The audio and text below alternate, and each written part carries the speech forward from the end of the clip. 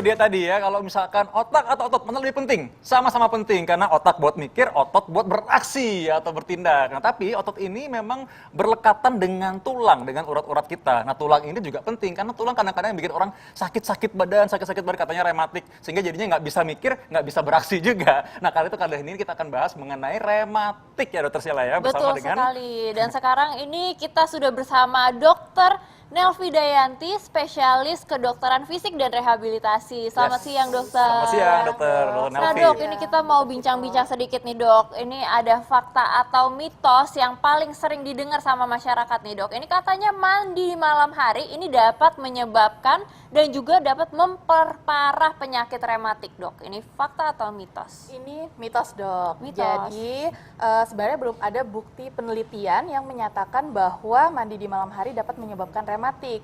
Tapi mandi di malam hari dengan menggunakan air dingin itu dapat menyebabkan kekakuan pada otot-otot.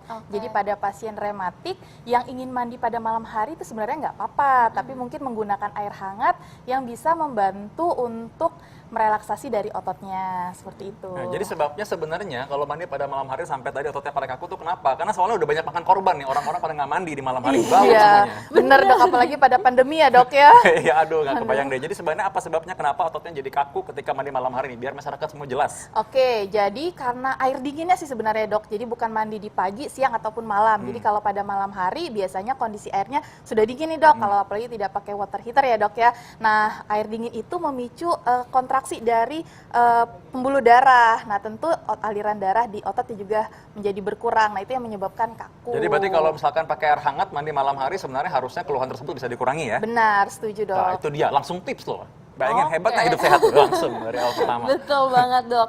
Nah, dok, ini mungkin ada juga nih gejala penyakit rematik yang mirip banget nih, dok, sama penyakit asam urat karena sama-sama di sini nih, dok, nyerinya.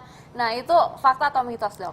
Itu sebenarnya fakta. Jadi penyakit rematik sama penyakit asam urat itu sama-sama peradangan pada sendi. Nah, jadi gejalanya tentu mirip. Nah, namun penyebabnya kalau asam urat itu adalah peradangan sendi yang terjadi akibat penumpukan dari kristal asam urat di sendi itu, dok. Seperti itu. Jadi yang menyebabkan nyerinya adalah karena penumpukan asam urat. Seperti itu, dok. Nah, mungkin pemirsa perlu tahu nih, kalau rematik sendiri itu apa sih dan penyebabnya itu apa, dok? Jadi rematik itu merupakan, biasanya kalau istilah medisnya itu disebut dengan rheumatoid arthritis. Nah, itu merupakan suatu peradangan sendi yang terjadi akibat autoimun, dok. Jadi autoimun sendiri itu adalah kondisi di mana sistem pertahanan tubuh kita itu menyerang organnya sendiri, yaitu sendi, seperti itu. Nah, memang tapi nyerinya karena mirip-mirip. Jadi sekarang kita kan akan bahas mengenai bagaimana mengatasi nyeri ya kalau lagi timbul ya. Nah, karena memang soalnya kadang-kadang kalau misalkan orang udah nggak tahu nih, kadang-kadang orang juga punya dua nih. Punya rematik juga, memang terus makannya juga karena asam uratnya urin tinggi juga. Iya, benar, dok. Nah, biasanya umur berapa? Apakah benar misalkan orang-orang yang cuma usia senior saja yang kena atau anak muda nggak bisa kena rematik? Ini masyarakat perlu tahu. Oke, untuk rematik sendiri itu bisa mengenai berbagai usia. Namun pada yang paling tinggi itu biasa mengenai wanita dengan rentang usia 20 sampai 40 tahun. Seperti itu, dok. Iya. Mungkin masyarakat penasaran kenapa wanita sih, dok? Kan emansipasi wanita ya mestinya ya, sama dong. Sebenarnya ini karena berdasarkan penelitian ya, dok. Jadi epidemiologi memang paling sering terkena adalah wanita. Mungkin karena jumlahnya ya, dok, ya Iya. wanita lebih banyak daripada laki-laki. Baik, dok, ini dokter Vito ada mitos atau fakta berikutnya, apa tuh, dok? Ya, nyeri pada tangan dan kaki akibat dari rematik ini tidak boleh dipijat. Ini fakta atau mitos? Tapi jangan dijawab dulu, kita akan kembali setelah yang berikut ini. Iya, pemirsa hidup sehat. Mungkin kalau misalnya penggemar tenis pastinya tahu tadi ya, atlet yang namanya Collins, dan dia ternyata ini punya rematik juga, tapi tidak menghambat beliau untuk tetap menjadi atlet tenis. Luar biasa banget. Nah, tadi ngomong-ngomong ada fakta mitos yang tadi ya, ini bahwa nyeri pada tangan dan kaki akibat rematik ini tidak boleh dipijat. Mitos atau fakta tuh, dok? Itu fakta, dok. Jadi kalau sedang mengalami peradangan yang sifatnya akut, itu tentu kita tidak boleh melakukan pemijatan pada daerah yang meradang. Tanda-tanda peradangan itu yaitu merah, kemerahan, terus panas, nah itu bengkak, nah itu termasuk tanda-tanda peradangan. Jadi kalau dilakukan pemijatan tentu akan memperberat proses peradangan tersebut. Jadi sebaiknya tidak boleh dilakukan pemijatan pada daerah yang mengalami peradangan. Baik, kalau Seperti misalkan itu. bukan dipijat tapi suka ditekan-tekan gitu, bahkan dipukul-pukul, ada orang begitu kan. Begitu. Iya. Itu kan juga harusnya sama aja ya berarti ya, itu Iya, mempercepat benar. proses inflamasi atau peradangan tadi ya. Iya, benar sekali Dr. Vito. Jadi sebaiknya sendi yang mengalami peradangan itu harus kita istirahatkan. Kecuali daerah lain ya dok, misalnya otot-ototnya. Kadang otot-otot sekitar juga suka kaku. Nah itu kalau mau dilakukan pemijatan silahkan. Tapi pada daerah persendian yang sedang mengalami peradangan sebaiknya tidak dilakukan pemijatan. Oke. Nah dok, ini mungkin masyarakat kadang-kadang suka bingung, ini cara untuk membedakan nyerinya itu di tulang atau di sendi, sama nyerinya itu di otot, itu tuh sebenarnya cara untuk membedakannya seperti apa tuh dok? Oke, jadi kalau misalnya nyerinya pada persendian, tentu kita bisa lakukan penekanan pada daerah sendi tersebut. Yang apabila kita lakukan penekanan, di situ akan nyeri dok. Jadi kalau di otot juga seperti itu, kita lakukan penekanan pada otot, di situ akan nyeri. Nah itulah jadi salah satu sumber penyebab nyerinya. Tapi ada gejala lain nih, misalnya kalau pada otot, misalnya ototnya kita gerakan, nah itu akan memicu terjadinya nyeri. Kalau pada sendi, biasanya sendi-sendi misalnya penopang berat badan tuh, misalnya lutut sedang mengalami peradangan, tentu saat dilakukan aktivitas itu akan terjadi nyeri seperti itu. Oke. Ini ngomong-ngomong soal lutut ya, misalkan lutut nih yang nyeri nih, kita bisa ngapain untuk mengurangi nyerinya? Oke, untuk mengurangi nyeri kita bisa lakukan namanya RICE nih dok. Oh, gimana? Coba sebentar ya. Oke. Dok, RICE itu gimana dok sambil ngomong? Dok? RICE itu R itu rest, jadi kita harus istirahatkan dulu tuh sendi yang mengalami peradangan.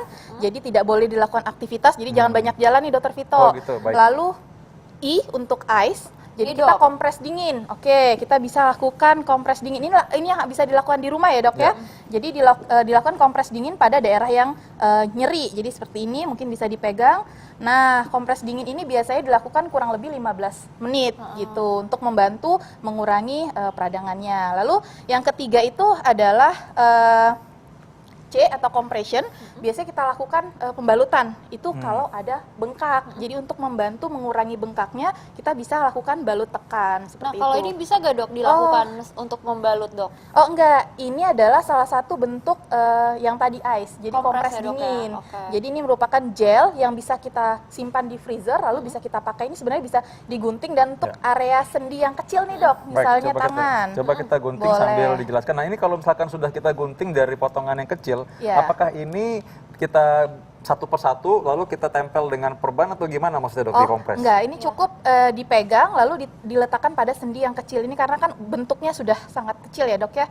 Jadi Ya. oke, saya jelaskan dulu yang E ya dok Ya, ya. baik. Yang E itu adalah elevation. Jadi kalau elevation itu adalah membantu mengurangi bengkak dengan cara posisinya kita tinggikan. Oke. Jadi posisi sendi yang sakit itu kita tinggikan agar berkurang nih bengkaknya.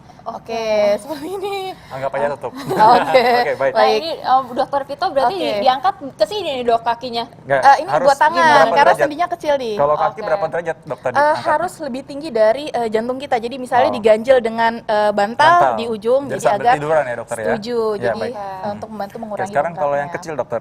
Nah, ini sebenarnya tadi ini termasuk kompres dingin yang bisa dilakukan untuk nyeri-nyeri pada Ya. sendi kecil. Misalnya sendi tangan nih.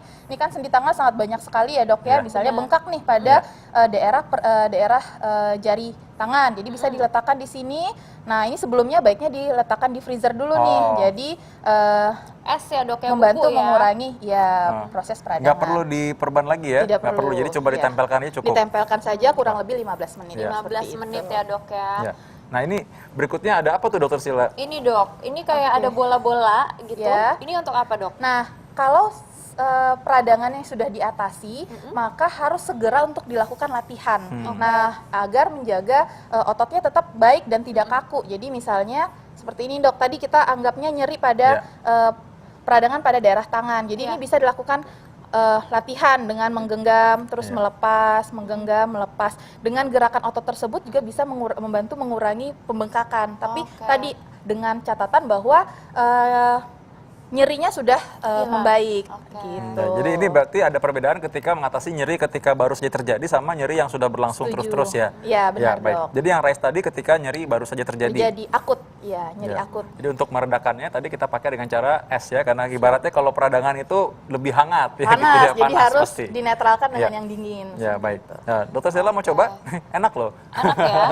Ini tapi ini ngomong-ngomong nih dok, ini ada fakta atau mitos lagi dok. Ini katanya jika salah satu bagian tubuh ini terkena rematik, maka aktivitasnya harus diistirahatkan. Nah, ini terkait dengan yang tadi ya dok Iya, ya, ini benar. fakta atau mitos? Ini fakta dok. Iya. Jadi kalau sedang ada serangan rematik atau nyeri yang peradangan yang sifatnya akut, tentu itu harus diistirahatkan. Tujuannya tadi untuk membantu mengurangi proses peradangan atau proses Oke. inflamasi. Jadi Nah itu diistirahatkannya mungkin masyarakat penasaran tuh dok, berapa lama nih harus istirahat? Oke, untuk istirahatnya itu tergantung tadi proses inflamasinya dok. Jadi kalau terjadi tiba-tiba nyeri hebat, nah tentu harus mencari pertolongan dulu nih. Jadi harus dikonsulkan ke dokter untuk mendapatkan obat-obatan yang membantu mengurangi nyeri dan proses peradangan tersebut. Nah lalu jangan gunakan sendi tersebut nih, misal sendi lutut. Jadi aktivitas jalannya mungkin dikurangi sampai nyerinya dapat teratasi seperti itu. iya, ini alasan cuti ya biasanya. Tapi kalau sekarang susah cuti karena soalnya tiduran pun bisa pakai komputer. Iya benar. Tapi ngomong-ngomong nih dok, kalau misalnya kayak gini, ini berarti bola-bolanya kayak squishy Iya, gitu ya dok benar. ya? Ini harusnya lebih bagus untuk yang bentuk bolanya squishy. Jadi ada penekanan, terus rilis, jadi otot-ototnya kontraksi. Oke. Seperti itu. Nah ini mungkin masyarakat bertanya juga nih dok, karena mungkin ada yang nggak suka dingin atau alergi dingin nih dok ya. Jadi mereka lebih memilih untuk dikompres dengan air hangat. Nah itu boleh gak dok sebenarnya? Kalau untuk sendi yang sedang meradang, yang sifatnya akut, tentu tidak boleh pada sendinya. Karena dengan tadi yang dokter Vito jelaskan, kalau sedang meradang itu kan kondisinya lebih panas, terus bengkak, kemerahan. Kalau kita berikan kompres yang hangat, tentu itu akan menambah proses bengkaknya, ya merahnya dan lain-lain. Tapi untuk daerah sekitar nih, misalnya otot-otot kan, tentu di satu sendi itu nggak hanya tulang sama tulang ya, sendi itu kan tulang dengan tulang. Nah, tapi ada otot-otot. Nah, biasanya kalau ototnya kaku, kita bisa bantu dengan kompres hangat. Jadi seperti itu. Nah, jadi memang kalau gitu beda-beda cara mengatasinya orang dengan nyeri yang baru saja terjadi atau nyeri yang sudah berkepanjangan. Dan tentunya apabila Anda mengalami nyeri seperti itu, Anda bisa melakukannya tadi dengan cara kompres tadi ya. Tentunya di bagian pusat rehabilitasi dan penurunan fisik itu bisa dilakukan ya dokter ya.